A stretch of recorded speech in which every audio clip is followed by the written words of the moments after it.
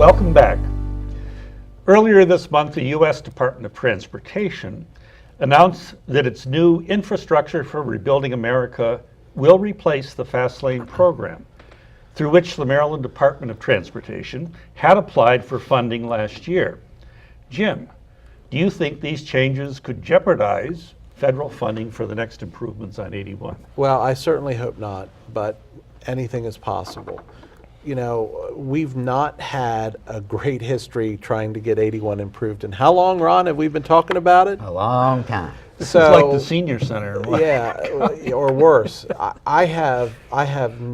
When they start laying pavement, I'll know that it's going to happen. Until that point, I am cautiously optimistic, but definitely skeptical. You know, one of the interesting things here, this is a federal question, and it's courtesy of the new administration. Mm-hmm. They decided they were going to do some other criterion here for these projects, and that's what's pushing it down the road again.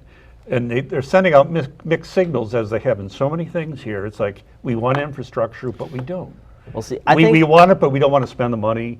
And then, you know, Delaney this is one of his pet projects. Oh, it absolutely is. Bipartisan bill for infrastructure. It's I mean, it's pathetic when you see, again, I still can't get over when I drove across this country to Arizona last year. Some of the things I saw. Maryland is like a great place compared to a lot of these, you know, in terms of especially the in quality regard of things. to roads. Exactly. And some of the things I saw were incredible. Take a trip into Pennsylvania. Take a trip to Mississippi. Oh, yeah. I went down a dual highway, you know, 2 lanes in each direction. Only 1 lane had been resurfaced and maintained. The passing lane had not been.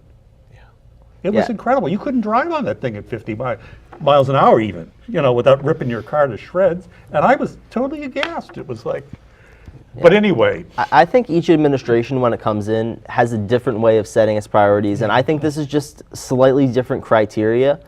I wouldn't jump to assume that this is going to suddenly stop this 81 project from happening or make it take so much longer. Would you agree there's an increased risk? Yeah. Would you agree there's an increased risk? Yes.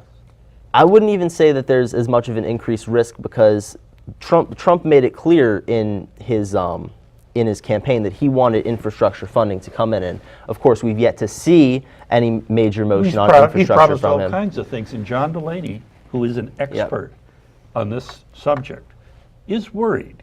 I don't think he's ready to say, you know, they're on fire worried, but he is worried, and I think he has a right to be. And this IFRA delay program, is never good with a program. The like IFRA program has a certain amount of money to give out that's already been allocated, and they're just choosing the projects. So I-81 in Washington County is still going to be in the same pool of projects.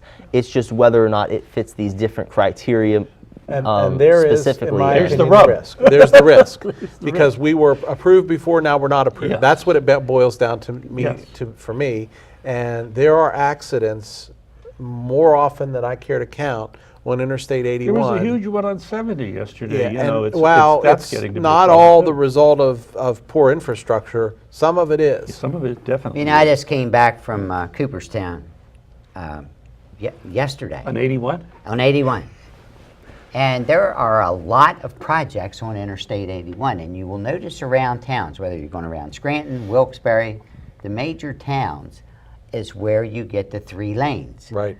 Where you really get the work that's done. And this is something that the whole way almost from the Pennsylvania line to the West Virginia line should be done because of the traffic safety problems of all the interchanges.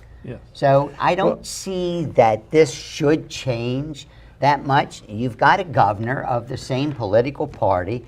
I can't see that he's not going to be able to get more of this money to get the job done. I hope you're right, Ron, but I will tell you, you know, the governor has been very tepid in his support of Donald Trump, which, by the way, I support. I think he's been masterful in not signing on to some of the craziness. But you know, who knows how that's going to be? I mean, we know that this guy in the White House does hold a grudge. Yes, I mean, in the budget that they're proposing, they're taking away the programs to support the Hagerstown Airport. $1.7 million they want to get rid of from this airport. So I don't, you know, we're not exactly on their radar screen as something they want to help, even if this county went 2-1 for Trump. And here Doesn't seem you've to got matter. you've got a county that, like Tom said, went 2-1. What's the issue? What's the We issue? got a Republican Board of County We got a Commissioners. Republican, we got everything. Republican in the State House, a Republican in the White House. Now's the time for you guys to shine. I Step wish up. we were. Step up. Step to the plate.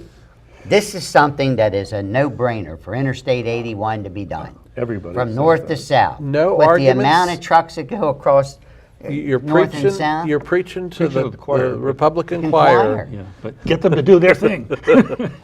Somebody's got to ask Don't here. forget the Republican red, the Democratic blue. The thing that's missing in all this thing is white. Red, white, and blue. Where's the whole country being brought into this whole process with politics? Okay, well, I think you're going to get the last word on that, Ron, as up next.